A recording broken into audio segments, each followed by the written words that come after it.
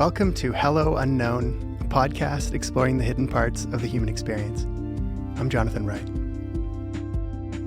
Today, for keeps, a POGs story.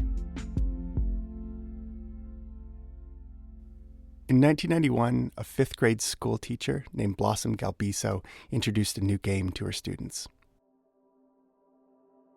She lived on the north shore of Oahu in a town called Waialua. It's a small town and quiet, a little more laid back, a little more local, relative to crowded Honolulu on the other side of the island. Think tall palms and long beaches and a coffee shop with corrugated iron walls that was originally an old sugar mill. The game was simple. Players stack these cardboard caps on the ground and take turns throwing a weight at the pile to try and flip the caps. Before the match begins, there's a decision about what flipping a cap will mean. You can play for fun, where everyone gets their caps back, or you can play for keeps. So the players try and flip the caps, and if any cap lands face up, the thrower gets it. If face down, it goes back into the pile, and the next player gets a turn until there's no caps left. And in Blossom's version of the game, from 1991, they use caps from a promotion for a brand of juice called Passion Orange Guava, also known as POG. If you're a millennial, or an age close to it, I don't need to explain POGs to you. You're probably feeling something similar to what I'm feeling right now as I write this. That sense of nostalgia, coupled with the ghost of desire for the little round caps you haven't seen for almost 30 years. But in case you weren't around or you don't remember, I'll tell you. POGs were enormous. If you were an 8-year-old at the time, there was nothing more important in the universe than POGs. They were the Beanie Babies of 1994. They were the Pokemon, the fidget spinners, the rubber wristband with the inspiring slogan, "You had to have them." And a big reason for that. A big reason that you had to have not just any cardboard caps, but a specific brand, POGs, came down to a man named Alan Rapinski. So it's the early 90s. Alan Rapinski hears about what's happening with POGs in Hawaii. By June of 1993, just 2 years after Blossom reintroduced the game to Hawaii, this game had become a phenomenon. Demand for these milk caps was overwhelming. 80 million milk caps were being shipped to Hawaii, just Hawaii, with 4 million more arriving every week. Alan hears about this, about the phenomenal popularity of these cardboard milk caps, and he decides he wants in. He sets up a company called the World POG Federation, or WPF. Then the company enters negotiations and eventually purchases the trademark for POG juice in late 93. By January of 1994, the WPF begins selling its own POGs, and by September of the same year, they would announce that they had sold 350 million POGs in a single state. Just California, never mind everywhere else. The company does $18 million in sales in those first 9 months in existence. The growth was so rapid, so exponentially huge, that Rapinski claimed in a quote to the Washington Post in late 94 that he believed POGs could be a $1 billion industry. But there was a problem. For a period of time, there was almost infinite demand for these little cardboard caps, and the demand the WPF couldn't fulfill was getting scooped up. Competitors were rushing in, and that alone might have been fine. The WPF was the first mover. They had the benefit of market dominance and a well-known brand. But the problem was this. Many of these knockoff brands didn't know or didn't care about the WPF's ownership of the POGs name. They saw no reason to distinguish themselves from the milk cap giant. In their view, the game was POGs, and that was what they were selling. You see the problem for the WPF. You have this market where the only product is a cardboard cap. It's difficult to distinguish, it's cheap to reproduce. So the word POG, becoming a generic term, which anyone could use without payment or royalty, that could be death to the brand. So the WPF had to do something. Every child who played the game, every single one, including me, would have agreed with the knockoff brands. But the WPF thought differently. They argued the game was called Milk Caps, and that POG was a distinctive brand that they alone, out of all their competitors, owned. And then they fought back. There were undercover cameramen. In one story, they send a photographer to a conference. He takes photos of the milk caps of competitors at the booths there, and then tosses them cease and desist letters, hoping perhaps they would nod an apology, scoop their caps, and leave. Instead, there was a scuffle, and the cameraman was pulled out of the conference center by his camera strap. Which leads us to the lawyers. They were rabid. They snarled at wrongdoers, competitors, and small-time newspapers like the Colorado Springs Gazette-Telegraph, who in one article neglected the TM next to the word POG. Hell no. They got their own letter. That's the lawyer equivalent of the thug at the door. This name is protected by trademark laws, they growled. They demanded and received a retraction. And finally, the lawsuits. POG's legal history is tedious. It's suits and countersuits, on and on. I'll spare you the details. Here's the ending. The WPF won. They won completely. Competitors were squashed. If they used the POG's name, they were told to stop. And everyone in POG's world was forced to acknowledge, in articles and press releases with the little TMs beside the word POG, that the moneymaker, the right to use the name POG, definitively belonged solely to the World POG Federation. Alan and the WPF were playing for keeps, and soon they would take that idea to its logical conclusion.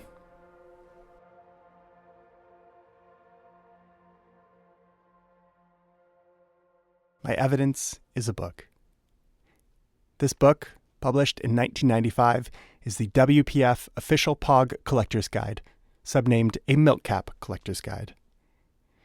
There's nothing offensive, nothing inherently wrong in publishing a collector's guide. A book for collectors, at its best, at its most warm-blooded and alive, highlights the joy of the collector item, the inspiration, why that product is so uniquely fascinating that it is worth the time of hunting and categorizing and collecting.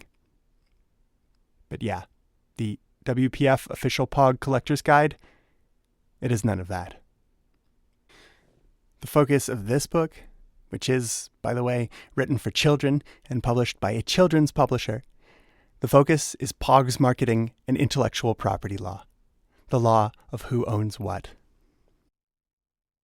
There's a section early on which begins, "Here are the 10 most important things you need to know as an official POG milk cap collector." You would hope, maybe, one of these, just one, would have something to do with Alan's vision for POGs. Something, interesting? Something inspiring to spark creativity or pleasure of any sort? But no, it's IP law for children. That's what you get. Here's a sample. Number 1, POG is a brand of milk cap, they say. What Kleenex is to tissues and rollerblade is to inline skating, POG is to milk caps. Number 2, it gets worse. POG is a trademark of the World POG Federation. Here is the official scoop from our friends, the lawyers at the trademark office. Subquote, POG is a trademark or a name owned by POG Unlimited, also known as the World POG Federation. Are you falling asleep yet? You can help keep POG brand milk caps authentic by always calling them milk caps, not POGs. There was only one POG brand of milk caps, except no imitations. But what Alan didn't know then is that whatever he was trying to do, whatever he had attempted with his undercover cameraman, his army of lawyers with snarling letters, it wouldn't work. Or, not really. Not in the way he'd envisioned it years before, signing a deal in Hawaii, dreaming of a billionaire future. Because, inevitably, when you play for keeps, you never truly win. There's more to the story after a quick break. In the 1960s, before POGs, Alan Rapinski hears about a polish, a chemical, then called Tridon, or no dirt, spelled backwards. The idea behind it was to protect the interior of a car from sun damage or oxidization. So Alan stumbles across this polish, he buys a bottle, he tries it out, and he loves it. Alan puts $5,000 down, and he purchases the rights to Tridon. He renames it Armor All, heard of it? And 10 years later, he sells the brand to McKesson Corporation, known today, mostly, for its pharmaceuticals, for a purchase price of $49.6 million. And speaking of million-dollar ideas, hello unknown. It's my podcast. And to help me get bought out by McKesson Podcasts for USD $49.6 million, all I need from you is to share it. Rate and review. Text your friends. Post on TikTok. I am ready to go viral. Thank you for listening. Now back to POGs. In September of 1994, the WPF puts out a call. It's for a kids' board of directors. Our company is looking for leaders who are experts at the milk cap game, Rapinski said. They'd have a nominal role at the company to suggest new designs, contribute to the newsletter, that sort of thing. I found them in the book, of all places, The Collector's Guide. 12 kids selected, 12 kids from among thousands and thousands of applications from around the United States. And after scouring the internet, poking around websites and Instagram, I actually found one of them. Now 40, but at the time, an 11-year-old boy. Blonde, 90s haircut parted at the side, named Chad Schley.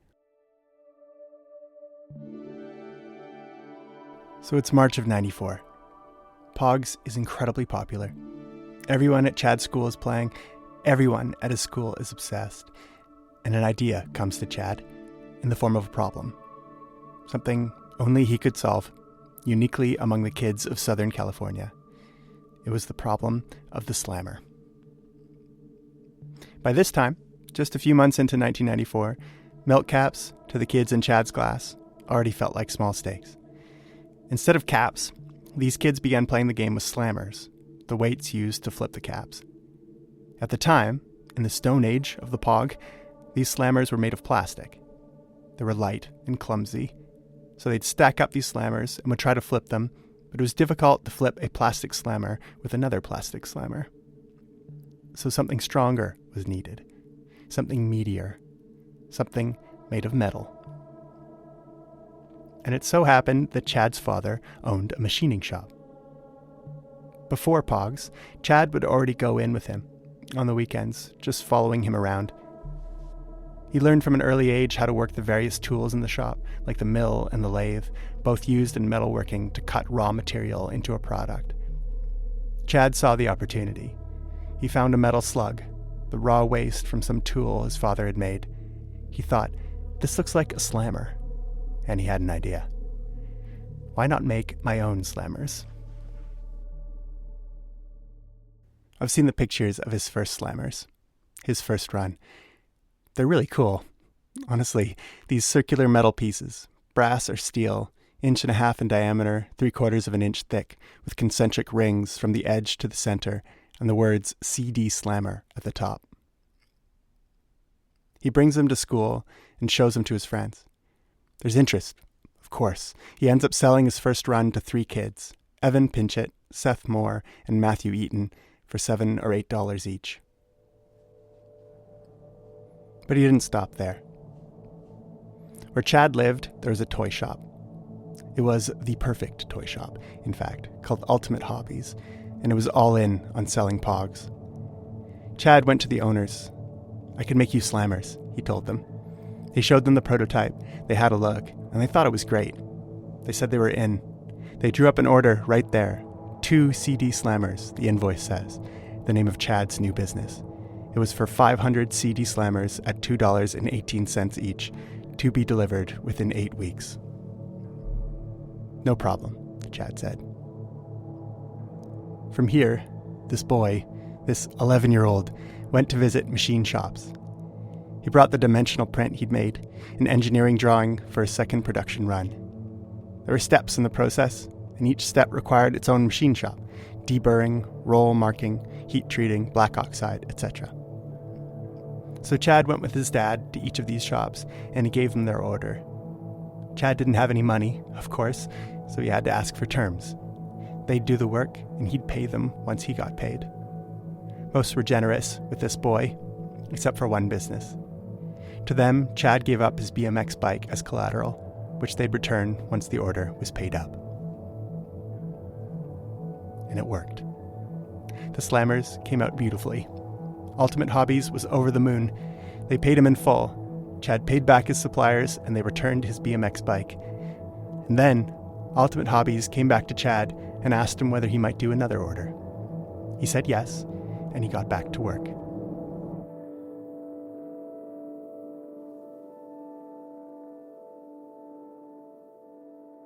In a way, it was all Matthew Eaton's fault. Matthew, the neighborhood kid who bought one of Chad's first slammers, was the playground bully. He was aggressive.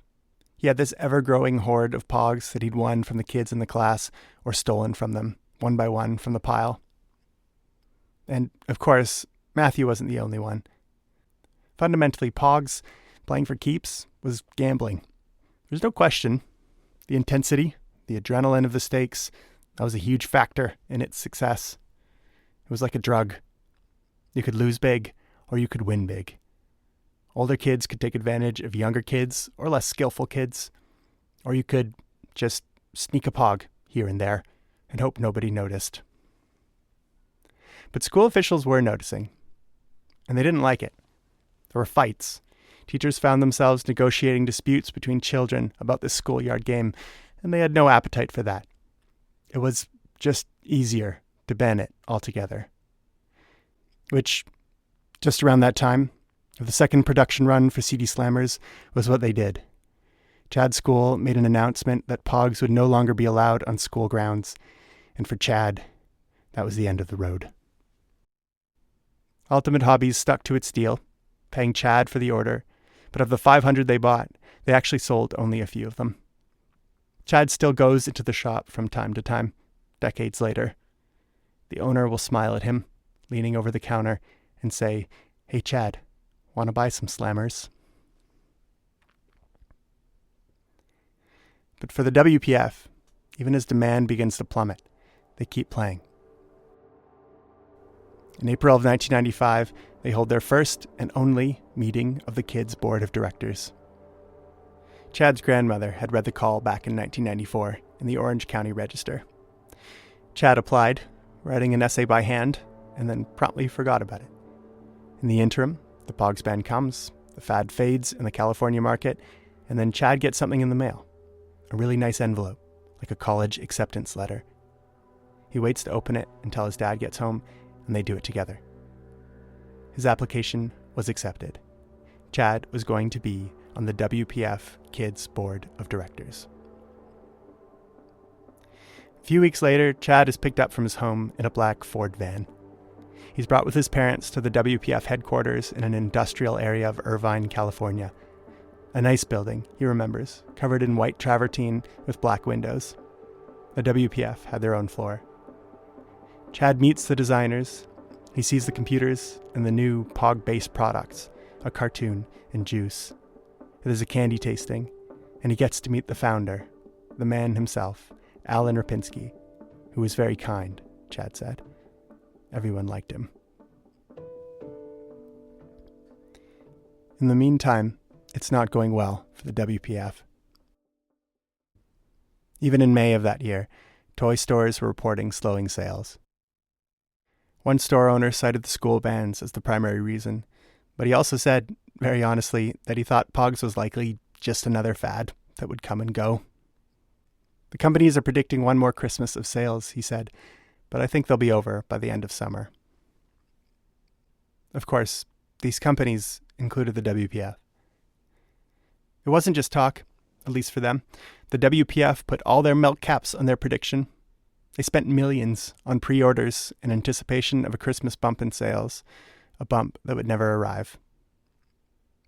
From there, the company limps on.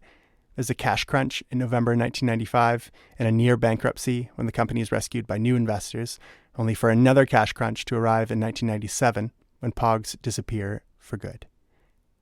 Alan Rapinski is squeezed out as the company runs out of money. the World POG Federation is renamed WPF Inc., not a POG company, but a toy company now, having abandoned the milk cap game. It was purchased by a private investment group, and the 1997 trademarks registered to WPF Inc., Magic Mania, Socks with 2 X's, Sir Trickster, make very clear, if it wasn't already, that the game was over.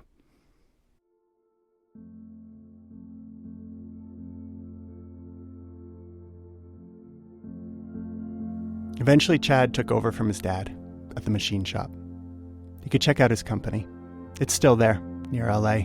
It's called Schley Products. Chad is 39 now, and he's loving his work. He loves running that business. Listening to him talk about machining is listening to a man still on his honeymoon, intimately in love with all of it, each little detail.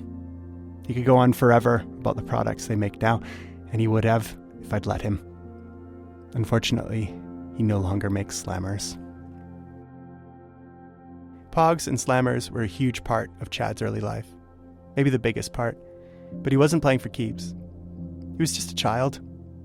He might have, with more power to his name, more money, those privileges that give the illusion of control that let you play the game forever, even after all the joy and all the fun has been stripped from it. But fortunately for him, the boy Chad had none of that. He had something much better. He had a dream. And it didn't work out, but none of the passion that went into starting a 4-figure business as an 11-year-old with nothing to his name except a BMX bike, none of that went away. When the POGs craze died down and CD slammers died with it, Chad found, after all of that he could move on. Wasn't even all that difficult, really. He found a new game, and Chad is playing that game to this day.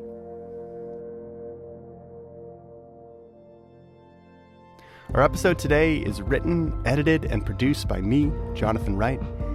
Music is by Taylor Swindells of Neighborhood Libraries. Please check the band out. They are fantastic. Thanks to Emily Rogers for her tireless editing help, and Matt Rogers for lending me his studio. Thanks also to Matthew Lee, Jared Ing, Rebecca Wright, and Ian Wright. A very special thanks to Chad Schley for answering an Instagram message from a curious Canadian, giving me an hour and a half of his life over Zoom to share this fascinating story from his early life. Thanks, Chad. If you're just joining us, check out Season 1. We have the TV show Lost, a trip to Vietnam, a lawyer throwing himself out of a window, and much more. And if you like what you heard today, please rate and review us on your favorite podcast platform. That's how more people get to hear us. First season had listeners from Australia to England. We had downloads in South Africa and a handful in Morocco. I'm grateful for all of you. And as a postscript, a final word about Matthew Eaton and Chad Schley. Just under a decade later, Matthew, the bully, the personification of playing for keeps, he comes back into Chad's life. Chad's 20 now, in university, and he gets a call from Matthew out of the blue. He says, "I'm dating this girl. She has a twin. You want to have a double date?" And Chad agrees. They go on a date. He hits it off with this girl named Michelle, and Chad starts playing a new game. Eventually, Matthew disappears again, back into the void. And a few years later, on June 20th, 2009, Chad and Michelle got married. Thanks for listening.